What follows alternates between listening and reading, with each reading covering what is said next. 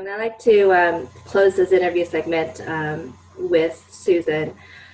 So, Susan, it seems like the theme today is really about connectivity. And I remember when we interviewed Richard Branson, he said, I asked him, what is a business? And he just clearly stated, well, what is a business? It is simply people. It is made up of people. And that means we have emotions, we have men, women, we have daughters, sons, everybody is part of a company. And I really like your theme of being more compassionate, because I believe if we're more compassionate people as an individual, we can bring that to the company, to the corporate structure, and have all those benefits as you had said before. So tell me, why do you feel right now, or I should say, what should these companies start doing to have this conversation? Because it almost feels intangible until you bring those numbers to the table. So what can a company do right now to start moving towards having a more compassionate leadership so that they could be more profitable, that they could be a better company and provide better services? Well, Marie, that's a great question.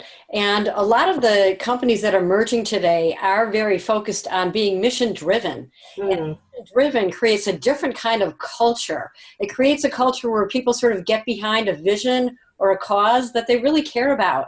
And then it allows them to bring more of their emotion and more of their caring to the job, rather than the traditional companies where people just sort of show up and everybody's performing to achieve the tasks and goals of the company.